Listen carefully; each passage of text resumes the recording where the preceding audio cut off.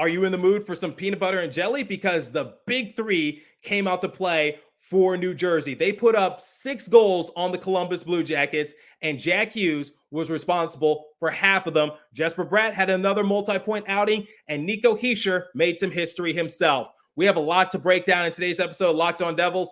Buckle up, everybody.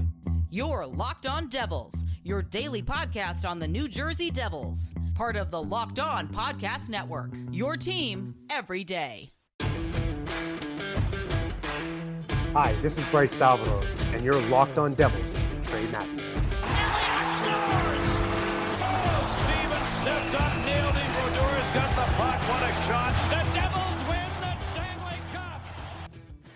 Alrighty now, what is up, New Jersey? Welcome back to the Locked On Devils podcast here on the Locked On Network. I'm your host, college hockey play-by-play announcer, Devils Wire for Pucks and Pitchforks, and also part-time credential media member, Trey Matthews. My apologies for not posting an episode the last couple days. I was traveling back to the East Coast. I got some free time on my hands. You guys know where I'll be the next upcoming home games. I'll be at the Prudential Center covering the New Jersey Devils. So if you see me pacing around the Rock, don't be afraid to come up and say hi. I love meeting new people. And I also had a sneaky suspicion that this game against the Columbus Blue Jackets was going to be an entertaining one, because I just had this gut feeling that the Devils were going to come out with a sense of urgency. They were going to come out with a vengeance, a chip on their shoulder, and by God, they delivered. They came out victorious by a score of 6-3. So we have a lot to talk about. Jack Hughes, he got a hat trick. Jesper Bratt, Nico Hischier, the big three for the Devils, all delivered. It's peanut butter jelly time. So you guys know what's going to happen with these post-game recaps. In the first segment,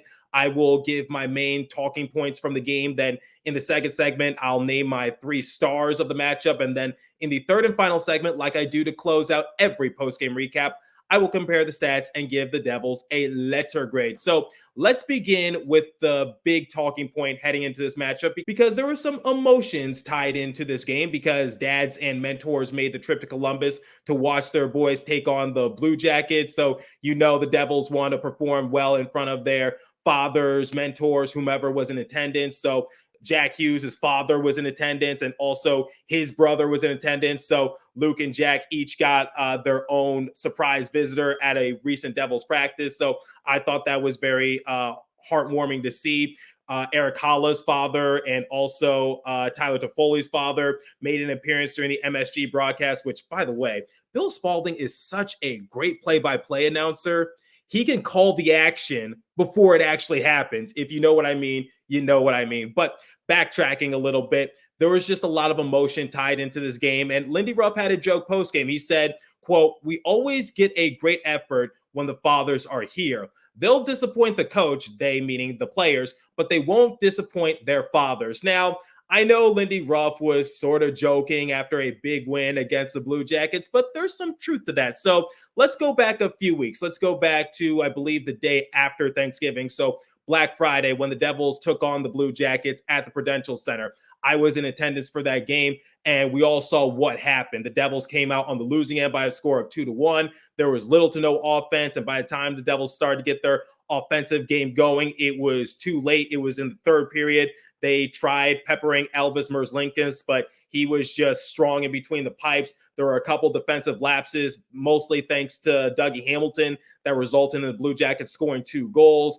And it seemed like that the Devils had no effort dating back to their previous matchup against the Detroit Red Wings, in which the Devils were shut out for the first time in like over a year. So there was definitely a sense of urgency in this game, and I'm sure the Devils wanted to try to put their foot on the gas pedal and assert themselves against this Blue Jackets team. And when looking at this game against the Blue Jackets and also the very next game against the Anaheim Ducks, these are 2 teams that are not really all that great right now. They're not powerhouses in the NHL by any stretch of the imagination. So I'm not trying to say that these wins were guaranteed or gimme wins. Nothing is for certain in this league or any sports in general, but I'm sure these are wins that fall into the favor of the Devils, and that's all I'm going to say, because they have struggled on back-to-back games, especially the second half of a back-to-back. So let's see if they can step up big time against the Ducks, and I will be in attendance for that game once again. But going back to this game in general, the Devils delivered from the opening faceoff because about 47 seconds into the game,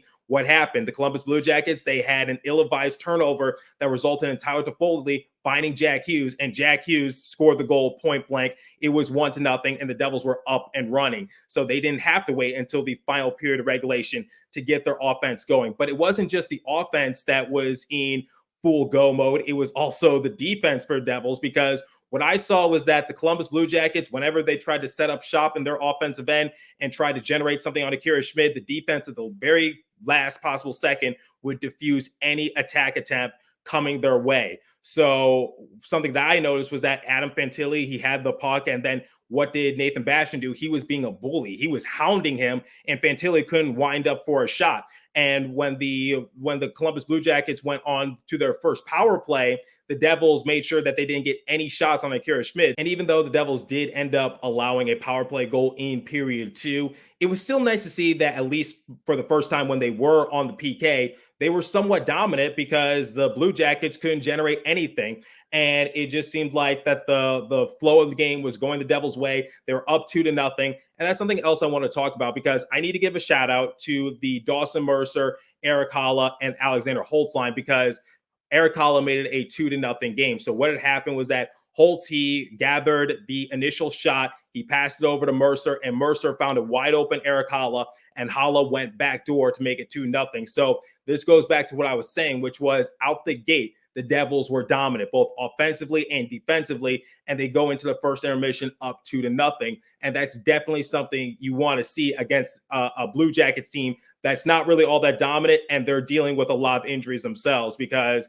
we already know that Damon Severson, he's dealing with an oblique injury, so he's out for a few weeks. Patrick Laine, he's dealing with a clavicle issue.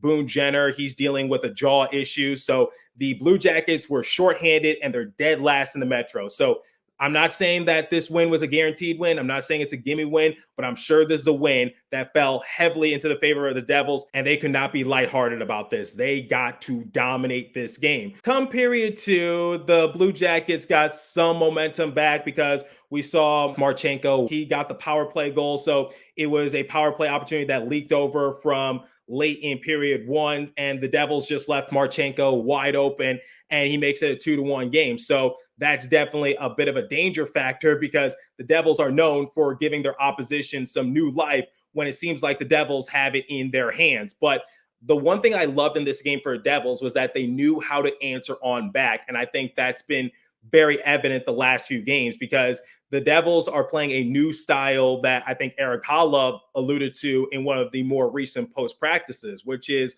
just play a little bit more simple. And then what happens, like not too long after Marchenko gets the power play goal, just a few seconds later, Tyler Toffoli, he let a wicked snapshot go, and he got his 13th goal of the season thanks to an assist from Jesper Bratt. And as a result, the Devils regained their 2-goal advantage. Now, this second period, it was kind of a back and forth affair, because I'd say about 10 minutes later, Chinakhov, he scored a goal, but it seemed like the puck went off of Timo Meier and John Marino, who was the second line of defense, and it bounced right past Akira Schmid. So I don't really know who to blame in that case. Obviously, that should not have been a goal to the Blue Jackets. That's a stop that the Devils should have made, but somehow, some way, it went off Timo Meier. Then John Marino, he missed it. It bounces in front of Schmid, and it was a fluke goal if I've ever seen one. So they credited it to Chinakhov, since he was the last Blue Jackets player to touch it. And Meier finally scored a goal. But unfortunately, it was for the Blue Jackets. So it's 3-2. But like I said moments ago, what did the Devils do? They answer on back. So the second period not only was a sort of a back and forth affair, but it was kind of hectic with the amount of penalties that were being racked up. So the first penalty that was originally going to be assessed was Eric Gudbranson. He gets assessed a 2-minute minor for tripping John Marino. So the Devils should be going on the power play. Well, hold your horses, not exactly. Akira Schmid, he was also given a penalty, 2 minutes for goalie participation beyond center that was served by Curtis Lazar. Originally, we thought it was going to be too many men on the ice, which would have been the second time that happened that game. And I think a lot of people were just confused as to what was happening. I think Akira Schmid, he was just trying to make sure that the puck was away from him and he was just trying to make sure that the Devils weren't in, like, I guess, a vulnerable situation. I don't really know. They were going to go on the power play, but nonetheless, it's 4-on-4, and that negates the potential power play for the Devils. Well, the Devils caught a break because Zach Werenski, he got a holding call on Michael McLeod. So that puts the Devils on the 4-on-3 advantage. And what happens? Jack Hughes scores. And that was much needed because the Devils have been 0 for 12 in their more recent power play opportunities. And they're still the top team in the league in power play percentage. So I told you guys a few weeks ago or a month ago, whatever the case might be, is that this was bound to happen, which is the Devils would go on a cold streak on the power play. They couldn't maintain a 40% clip the entire year.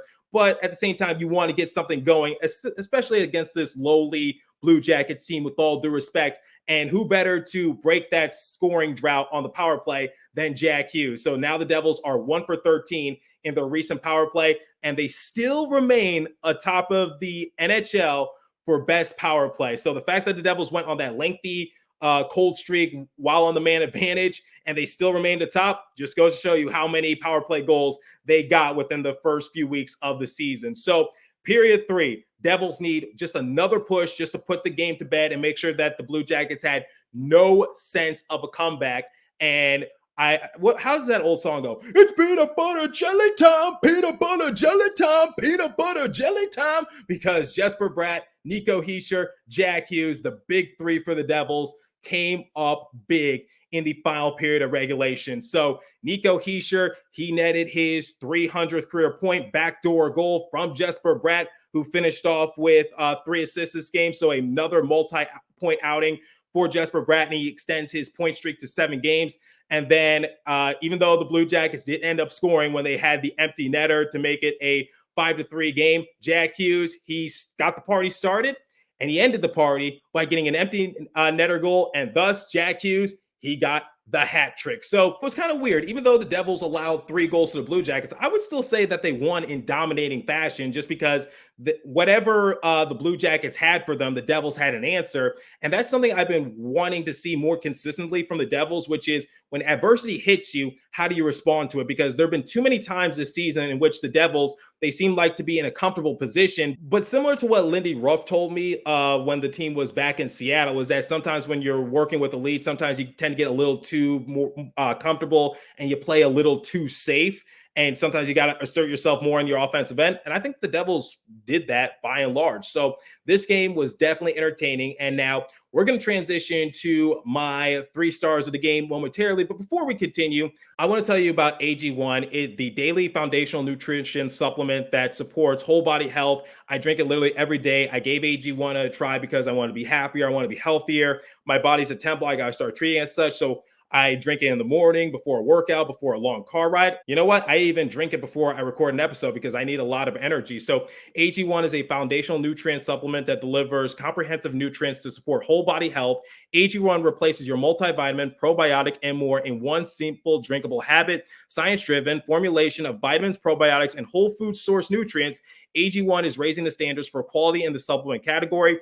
AG1 helps you build your health foundation first. So if a comprehensive solution is what you need from your supplemental routine, then give AG1 a try and get a free 1-year supply of vitamin D and 5 free AG1 travel packs with your first purchase. Go to drinkag1.com/NHL network. That's drinkag1.com/NHL network. Check it out. Okay, let's go with my 3 stars of the game. And I think we all know who I'm going to go with. So first, I want to give a couple shout outs. So the first shout out, and I mentioned them in the first segment, is Dawson Mercer and his line mates of Eric Haula and Alexander Holt. So first and foremost, I really hope that Dawson Mercer is okay because he put his body on the line towards the end of period 3 because he blocked a shot off his body, looked a little painful. But the good news is, even though he did have to go to the tunnel, he was still able to skate to the bench on his own willpower. So the fact that he wasn't really struggling in that regards, hopefully that's a good sign. Not a doctor, but I'll probably get more information tomorrow. And obviously he is an Ironman player. He has never missed a game. So hoping for the best from Mercedog. But going back to what I was saying, that line has really been playing well the past couple of games because they have been making the offensive possession work for the Devils. So Dawson Mercer, as you guys know, he got the game-tying goal against the Boston Bruins, and I got to give a lot of credit to his line mates and Alexander Holtz and Eric Haula for keeping that offensive possession alive. And in this game, they extended the lead 2-0 before the end of period one, and it was beautifully drawn up. And Alexander Holtz is just demonstrating how much more comfortable he is out there, because I saw that he was playing with speed. He was playing with a poise, a comfortability out there. And Eric Haula, guys, 8th goal this season. He's a goal scorer, and he wanted to show everyone that going into this season. And Dawson Mercer finding him on a dime. And then the second shout I want to give is Tyler Toffoli, because I can't mention PB&J and all the other goal scorers for the Devils and not mention Tyler Toffoli. I don't want to exclude him from this, but he had once again, a wicked snapshot, and it was just beautiful to see. And speaking of which, I talked about this at the beginning of this episode, but the fathers were in town, and Tyler Toffoli's dad, he spoke during the intermission alongside with Erica Walker and Bryce Salvador, and he says that Tyler Toffoli loves it in New Jersey, and that I'm sure that he would like to remain here for a good while. So take it how you want to take it, but I think Tyler Toffoli, based on his performance and based on how happy he is with New Jersey, for anyone who's saying, like, what if the Devils don't see themselves in a playoff position come the trade deadline and they end up trading Tyler Toffoli, I don't think Toffoli wants to leave. I think he is genuinely happy with the Devils organization. And once again, he's just showing how comfortable he is with the system. So Tyler Toffoli netting a goal, huge for New Jersey, because he answered on back. So 13th goal of the season for Tyler Toffoli. Okay, 3 stars of the game.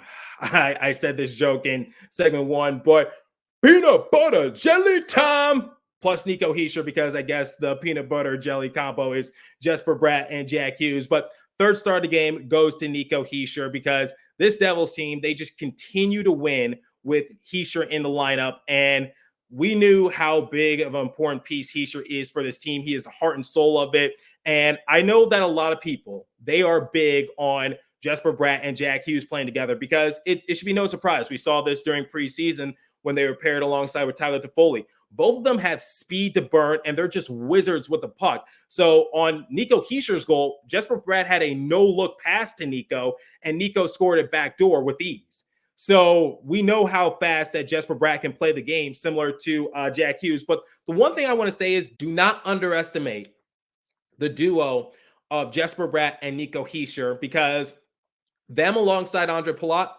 I know if I've said it once, I've said it 1,000 times, but they've been my favorite line to watch for the Devils the last few weeks. Now, albeit Andre Palat was not on the rink at the time when Hischier scored his goal, but the sentiment doesn't change. The duo of Jesper and Nico has been very entertaining to watch. And once again, Hischier got his 300th career point. And then my 2nd star of the game is Jesper Bratt. So I know we always talk about Jack Hughes potentially becoming the first Devils player to reach 100 points, and he's well on his way to do so. He most likely, barring another injury that sidelines him for a few more games, he is going to reach the 100-point threshold. But in 28 game appearances, Jesper Bratt has 12 goals, 24 assists for a grand total of 36 points. So make no mistake, Bratt is on that same trajectory as Hughes. And is it safe to say that Bratt is still heavily underrated amongst the entire NHL discourse? Because he had a multi-point outing yet again, and he's on a 7-game point streak. But why don't more people talk about that? So Jesper Bratt has been amazing ever since Nico Hischier returned, because as we all know, when Nico Hischier and Jack Hughes were both sidelined, Jesper didn't really do all that much, but he has come alive and he has made up a lot of ground. And he should be very proud of how he's been playing recently, because I think his pass to Nico, it was the most electrifying one, because it was a no-look pass and Hischier goes backdoor. So 3 assists for Jesper Bratt tonight, but the main star, the 1st star of the game, goes to Jack Hughes. 3 goals this game, a hat trick in Columbus. Columbus, this is for you. Little joke for anyone who lives in Ohio who may have saw the 2016 NBA Finals, but digressing a little bit, Jack Hughes got his 100th career goal on his 2nd goal this evening against the Blue Jackets. And Hughes was just on fire from the opening gate, because he scored the 1st goal. He also broke the Devils' scoreless streak while on the power play. And he made sure to put this game to bed when he got the empty netter goal. So Jack Hughes getting a hat trick and picking up right where he left off, because I saw a post make its way on social media saying that he was playing bad just because he hadn't gotten a point the last 3 games. I'm just like, he can afford to do that because he's going to rack up a lot more points down the road. I can promise you that. So forever who posted that, please don't ever talk about Jack Hughes ever again. So 23 game appearances, 14 goals, 23 assists, 37 points. So from scoring the electrifying game-winning goal in overtime against the Boston Bruins to netting himself a hat trick against Columbus, I wonder what other tricks Jack has up his sleeve this time against the Mighty Ducks. So hopefully all that offense and the defensive execution for the Devils, it leaks over into the game against the Anaheim Ducks. So this is a game similar to the Blue Jackets where maybe you don't have to be on your A game, but it would be nice to pick up those 2 points just to give yourself some more cushion in the Metro. So the Capitals, they lost their more recent games. Also ahead of the Devils are the Islanders and Hurricanes. Islanders lost their more recent matchup. Same with the Hurricanes. Devils only trail the Hurricanes by a point, and they trail the Islanders by 3 points. So once again, just try to give yourself some more cushion in the Metro. Just get those easy points to work with. Hopefully that doesn't jinx on anything. Knock on wood. So yeah, those are my 3 stars of the game. And before we transition into the stats and give the Devils a letter grade, let me tell you guys about FanDuel, because the Devils are back to winning more consistently. They've won 8 of their last 10 games. So why not bet on them while the going is good? So as the weather gets colder, the NFL offers stay hot on FanDuel. Right now, new customers get $150 in bonus bets with any winning $5 money line bet. That's $150 if your team wins. If you've been thinking about joining FanDuel, there's no better time to get in on the action. The app is easy to use. There's a wide range of betting options, including spreads, player props, over and unders, and more. So visit FanDuel.com/lockedon and kick off the NFL season. FanDuel, the official partner of the NFL. Okay, let's compare the stats, give the Devils a letter grade, and get out of here. So shots on goal differential, 30-26 in favor of the Devils. Face-off percentage, this was a category that I think favored heavily the Devils because they walked away with a 58.8% face-off percentage, whereas the Blue Jackets finished with 41.2%. Power play, Devils were 1 for 2 in their power play opportunities. Blue Jackets 1 for 4. So once again, Devils got a penalty late in period 1, leaked over into period 2. They left Marchenko wide open, and that could have resulted in something bad because we've seen the Blue Jackets. They scored, like 6 goals on the Toronto Maple Leafs, albeit they blew a 5-0 lead, but still they won in OT. So this Blue Jackets team, you don't want to play with their offense given how they've been playing recently. So hits, 9-8 in favor of the Devils, weren't really as physical compared to the game against the Bruins, but they didn't need to be. Block shots, 15-12 in favor of the Blue Jackets. Giveaways, Devil favors that department, 5-3. Takeaways, Devils once again favor that department, 5-3, same thing. So if I had to give the Devils a letter grade, so it's funny, I was actually talking with Jersey Joe about this on the phone after the game, and I said, if Jack Hughes did not get that empty netter, I was leaning towards more of a B+, because I was like, Devils had their moments, but they still let the Blue Jackets hang around for a tad bit longer than they should have. But after Jack Hughes got that empty netter, after he got the hat trick, and I was like, okay, Devils definitely knew how to respond to the Blue Jackets. Whatever they threw it right back at them. And the Blue Jackets, even though they had some hope here and there, the Devils were still, by and large, the more dominant team. They were more assertive, and they just seemed like the better unit out there. Obviously, the Blue Jackets are shorthanded, like I said a little early on in the episode. So this was definitely a matchup that leans towards the Devils, but I got to give them an A-. I think it was a very good performance, especially in period 1. I think that was their best period. And then period 2, there was some give and go. Obviously, the Devils had their fair share of lapses, but they knew how to rebound. They knew how to answer on back. And then period 3, they put the game to bed. And that's where it mattered most. And it was a complete 360 compared to the first time the Devils played the Blue Jackets. So they walked away with the 2 points, and they're helping their cause in the Metro.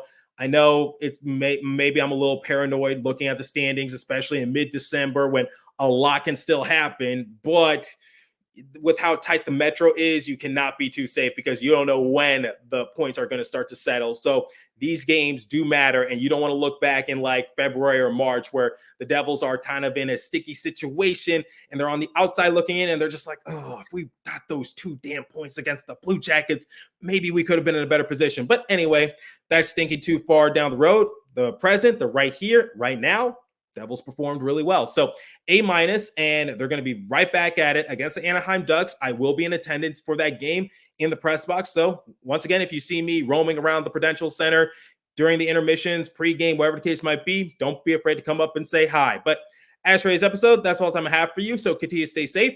Have a wonderful day, New Jersey. Go Devils. I'll catch you guys in the next episode. Thanks for listening. Once again, shout out to the dads that made the trip to Columbus. Sorry that the trip couldn't have been to a nicer state, but there's nothing good about Ohio. I'm just saying that because I'm a diehard University of Michigan fan. So for any Blue Jackets fans who are listening to the show, don't take it personal. And as for Devils fans, yet again, I'll see you guys in the next episode. Oh boy, hopefully I don't get any repercussions for that.